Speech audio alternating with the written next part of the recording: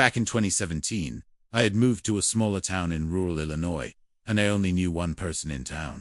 I'm a bit of an introvert, so I had a hard time making friends, especially being single and in my early 20s living in a town filled with a population that was mostly retired. My friend, who I'll call Clara, introduced me to an older couple that were maybe in their early 50s and were looking for a dog sitter. She thought it would be a good way for me to make some connections while living there. We had made time to meet at their house so I could see the lay of the land and meet the dogs. The home was a 70s brick ranch style, severely outdated and slightly falling apart in some places. I explored abandoned houses for fun, so I didn't mind. The dogs were sweet, but as for the couple, they were odd. They were friendly enough, but while I'd be speaking to them, instead of making eye contact, they'd be doing more of a full-body scan, as if sizing me up. They would also guide me to rooms, and not really say anything on the tour. Just open the doors and let me look and then close them. I should also mention they sell firearms out of their home as a side business, which I didn't really mind, but they had cameras everywhere, outside and in, hallways, living room, kitchen, office, garage, backyard, driveway, kitchen table, etc. They told me it was just for insurance purposes, due to their business. It made me a little uncomfortable, but I was just really hoping to make some sort of connection in this town and some money. Then the time came for me to come and watch the dogs. They'd been gone for a week and I'd been working from home, so I'd made myself comfortable. I set up my workspace in their office, which had a monitor that had cameras outside displayed so I could see all around the house, which was kind of nice because I felt a little at ease being alone on a decent-sized property in the middle of nowhere. Okay, should also note the dogs had a doggy door so they could go outside 24/7 and the house backed up to the woods. First night was fine. Second night, I noticed one of the cameras went offline that watched the driveway. I didn't think much of it, as Wi-Fi out in rural areas is finicky, but I still went and checked just in case maybe the camera fell or something. As I walked to the door, I heard the dogs get off the ground and scramble frantically to run out the doggy door and start barking like crazy. Mind you, it's about 10 at night, so I got freaked out and wanted to get the dogs to come back inside. So, I made my way to the back door and noticed the dogs were both barking like crazy at the same spot, at the part of the fence that backs up to the woods. I didn't see anything, but I'd seen enough horror movies to where I was starting to psych myself out, and I had to find a way to calm down and get the dogs in. So treats it was. I got them back in, and blocked off the doggy door with a chair that weighed a decent amount, and called it a night. Next morning, I woke up late and threw myself off and had to start working before I could feed the dogs. But then I noticed they weren't at the front of the bed anymore. The house was quiet. I got up and called their names, and they didn't respond. So I walked to the back door and they were in the yard just doing their thing. Then it hit me. How did they get outside when I blocked the door? My heart sank, and I felt all the blood rush from my head as I turned to my right to see the chair that I had pushed in front of the doggy door, and I was sitting in the corner of the room. Panic set in immediately, and I called my friend Clara to explain the situation and that I needed her to come here ASAP to do a walkthrough of the house with me, because I just knew there was no way the dogs could move that chair 5+ feet. She came over about 20 minutes later, and I made a beeline for the front door and let her in. We both went room by room and couldn't find anything or anyone. It just didn't make any sense. She tried to reassure me that maybe I didn't have it pushed over as much as I thought I did. I figured I'd just accept it for what it was. It just pushed through on overly high alert for the next 4 days. Clara left and I went back to work. The day was fine and quiet, and I began to relax again. I finished making dinner and decided to get some work done. I sat down in the office and just happened to turn to look at the monitor with the camera views on it, and noticed all of them were offline. My stomach dropped. I knew one going out was possible, but all 4. That was just too coincidental. Due to the nature of the business the couple ran, I texted them to let them know their cameras were down, and if they wanted me to try and troubleshoot it for them, I'd be happy to. Also because I didn't like not having eyes on the outside of this place. A couple hours went by and no response. They're on vacation after all, so I just figured I'd have to let it go and suck it up until, they get back to me. It was late, close to midnight, when I finally settled in and was watching TV to fill the void of silence that surrounded me when I heard the dogs get up and scramble to the doggy door again. I shot up and out of bed, my heart pounding out of my chest because I knew something was wrong. I grabbed the knife I had sitting next to the bed and walked to the back door, looking out into the yard, and couldn't see anything. The dogs had already stopped barking and were now just sniffing along the fence. I did that whisper yell to get them to come back in when I heard a thump come from the other side of the house. Frozen. I had to make a decision fast, tried to get the dogs in or investigate whatever the hell just fell. I got the dogs in just in case it was some animal they were after. I didn't want them to get skunk sprayed or something. They wandered into the living room and hopped on the couches, and I slid the chair back in front of the door. I took a picture with my phone this time just so I could reassure myself I did it. I made my way to the back room where I heard the thump noise, and I immediately froze. I'm not sure if anyone else can understand, but when there's a presence in the room, there's almost this small difference in the atmosphere. There's a white noise. Not breathing or movement, just a break in the stagnance of the silence. Well, regardless if you don't.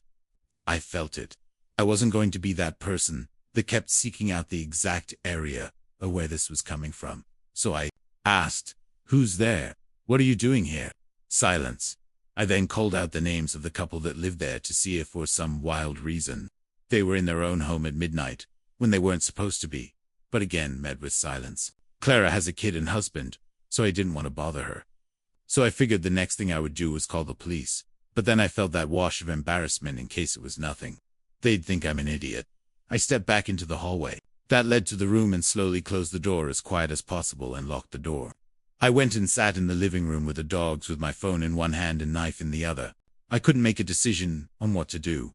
About 20 minutes went by, and I received a text from the wife, saying, "Hi, don't worry about the cameras. You're safe." I was thrown off because they were in Florida and it was almost 2 a.m. there. And also, what do you mean I'm safe? I didn't even mention safety being the issue. I was getting ready to give a general sounds good text when I got another text from the wife. It read, "Also, can you make sure that I didn't leave the garage door open to the inside? I don't want anything getting in." The door she's mentioning is in that back room. I didn't want to go back in there for obvious reasons. So I just didn't respond and pretended like I was asleep and couldn't. 2 minutes later, she texted again, "Hi, I know it's late, but can you please check on this for me, as I'm worried." My gut was screaming no, but maybe the noise was a wild animal that got in. I didn't respond, but got up to go check, knife and phone in hand still. As I approached the door, I heard a shuffle from the back room. I stopped and stood there silent to see if I heard anything else before I opened the door. My phone lit up, and she texted me, "I see you're up. Can you please go in and check?" I couldn't move. I forgot they had cameras in the hallway and in the living room. Why were they pushing this at 1 a.m? Now, knowing I was being watched. Reluctantly, I slowly unlocked the door and opened it with my arms stretched as far as I could to get an open view of the room from as far as possible. I didn't hear anything or see anything, so I took a couple steps into the room and saw the door to the garage was in fact open. It was so damn dark in there. I didn't want to get any closer, but I had to do it and just get this over with. I approached the door and a light appeared from my phone as I had gotten a notification, and the faint light from my phone lit a portion of the garage doorway. I was about 2 steps from when I noticed the outline of an arm pressed against the wall right next to the door. Fight or flight kicked in immediately. I turned and ran back through the doorway and slammed the door to the back room shut and locked it. I grabbed my keys off the kitchen counter and ran out the front door.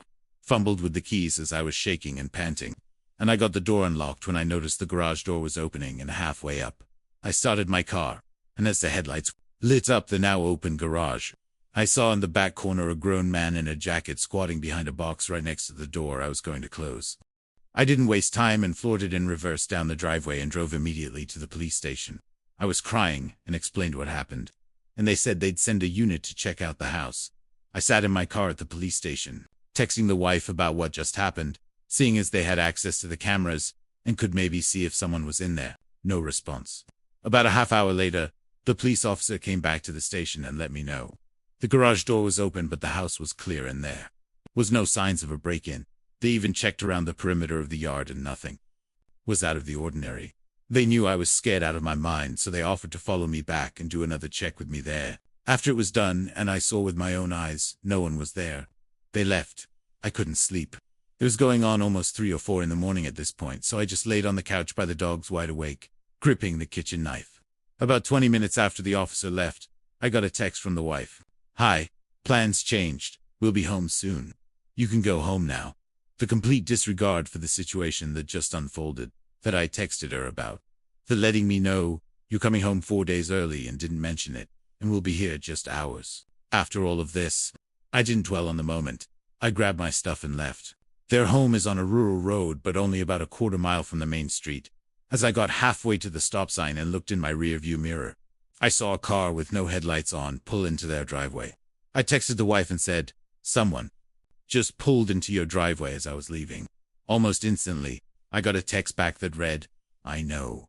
Chills ran down my spine. They were setting me up. They'd been in the area that whole time. The dogs barking in the middle of the night were probably alerting me that they had been driving on the path behind the house. They shut the cameras off so I couldn't see their creeping movements on the property while I was right there inside. Oblivious. I never heard from them again. My friend profusely apologized, saying she had no idea how weird they were, and that she'd only known them as coming into the local diner every now and then. She said after that incident they never came in again. I'm 30 now and I still have trouble with the entire situation. I know I'm okay and I'm safe, but knowing I was just seconds away from God knows what is a feeling I can't seem to shake and not sure if I ever will be able to. I work as a bartender at a bar and restaurant in a suburb, just outside Baltimore. I'll do my best to explain the layout so the story makes sense. It's a busy place with a unique setup. There are no waiters, just bartenders like me and the cooks in the back. If you want to find food or non-alcoholic drinks, you have to order them at the bar, and when everything's ready, you grab it from the counter. I'm not sure why things are done that way, but I guess it had something to do with management being cheap and trying to avoid hiring waiters. Either way, it keeps things fast-paced, which I actually like. For whatever reason, the place is really popular, even though I personally don't think it's anything super special.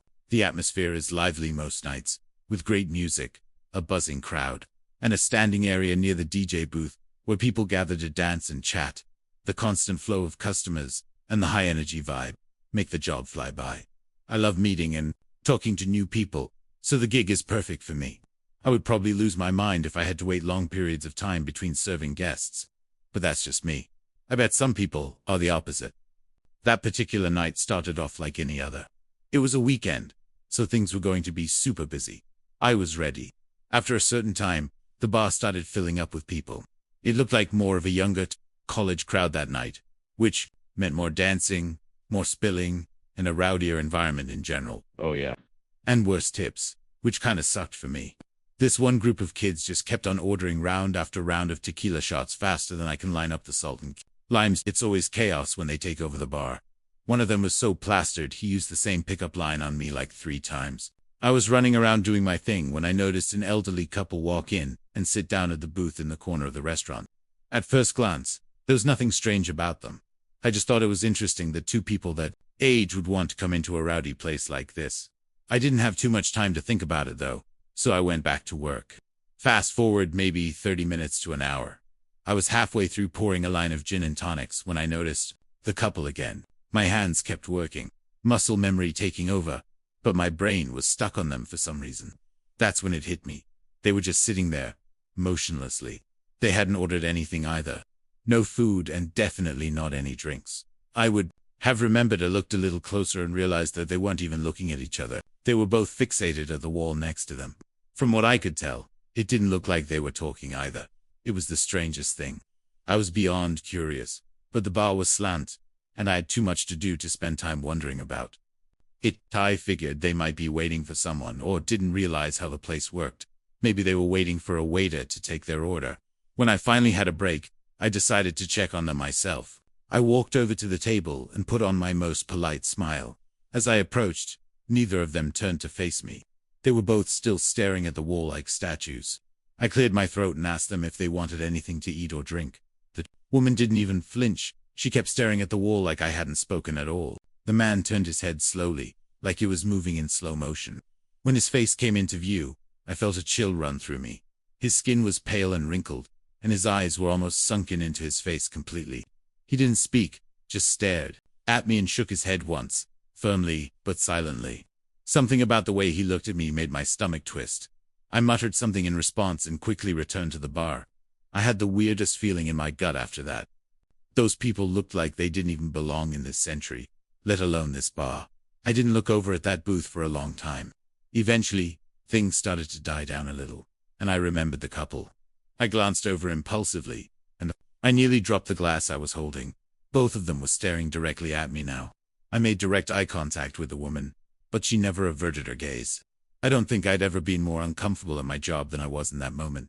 I looked away and pretended to be busy, trying not to freak out completely. By the time I glanced back again, the booth was empty. I was relieved.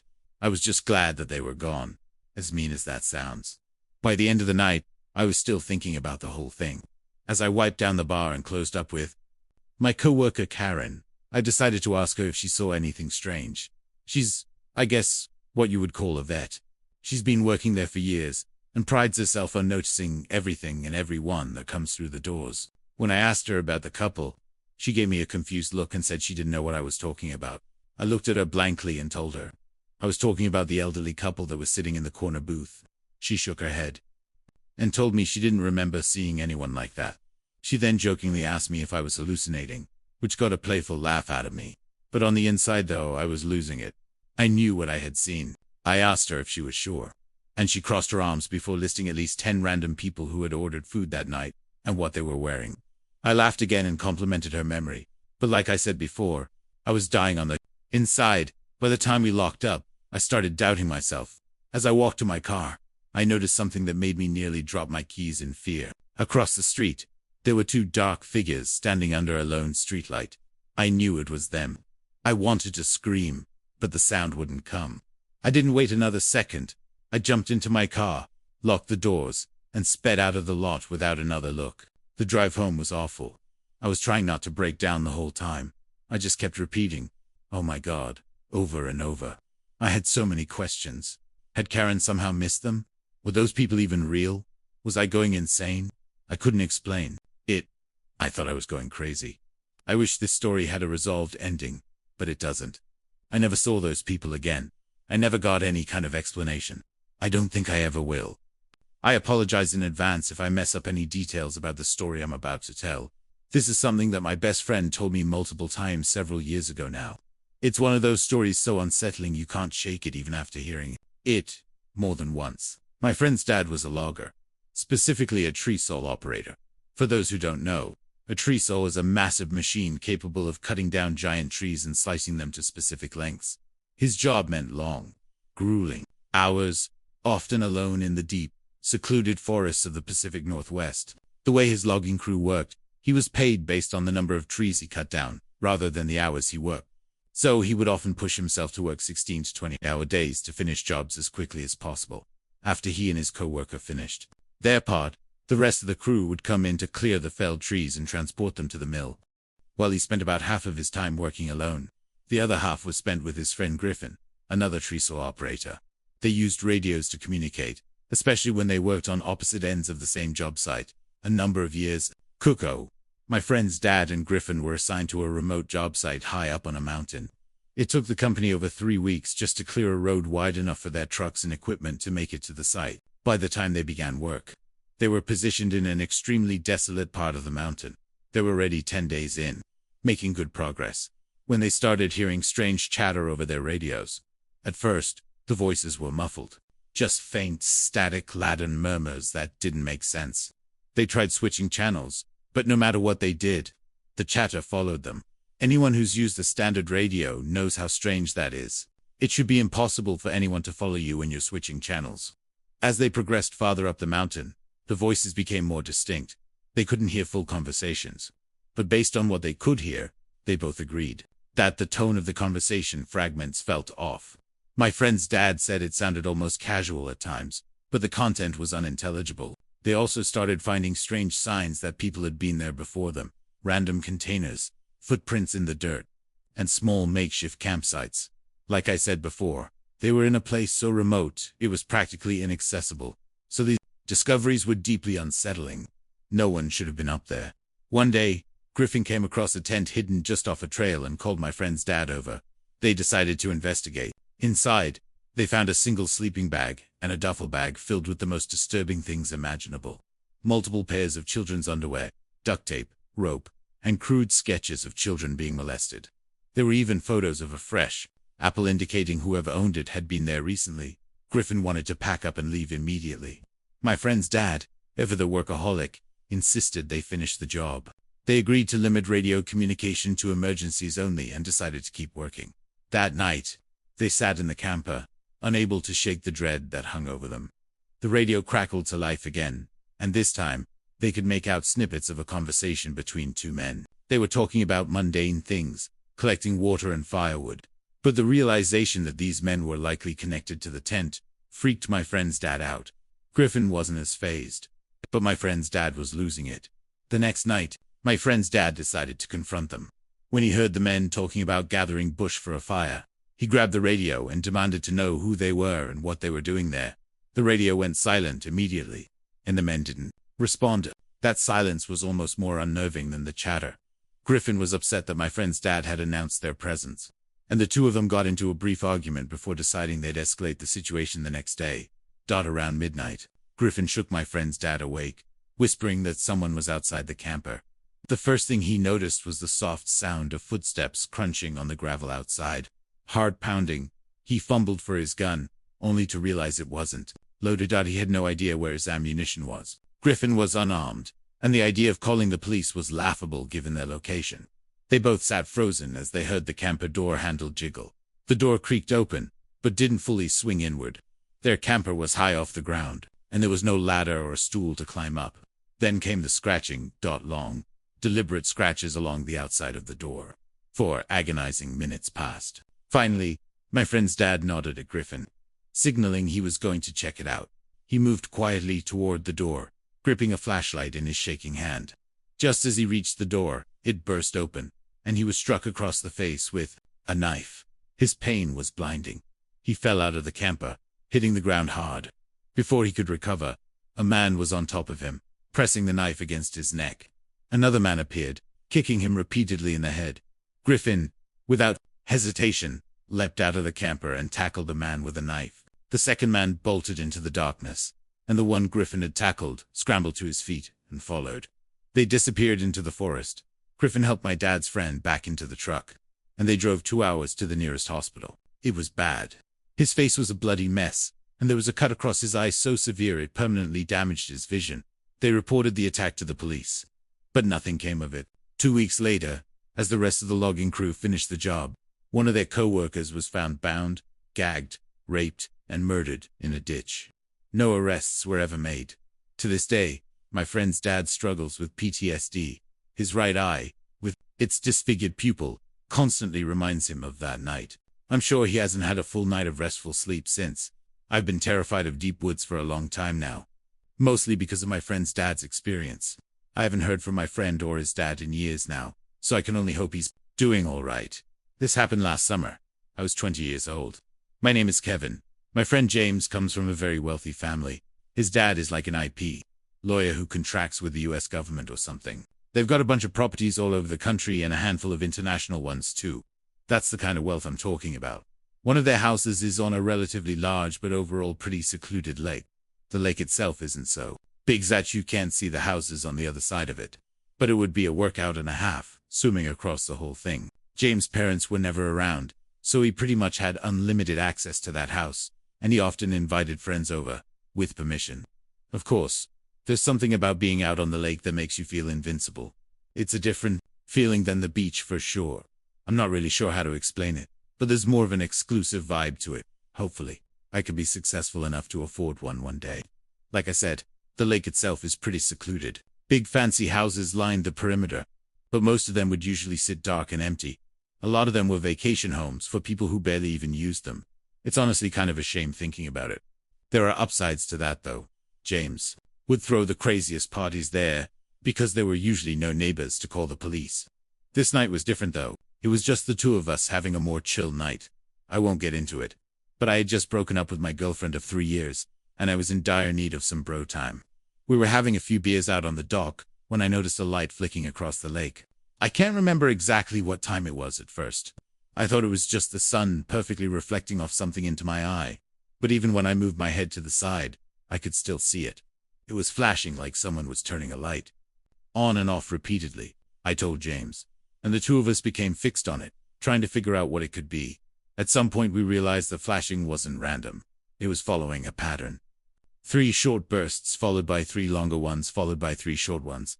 I guess I'm dumb for not knowing this, but James snapped his fingers and said it was Morse code. I looked at him like he was crazy and asked him when in the world he had learned Morse code. He told me he didn't actually know it, but he knew what 3 short, 3 long, 3 short meant.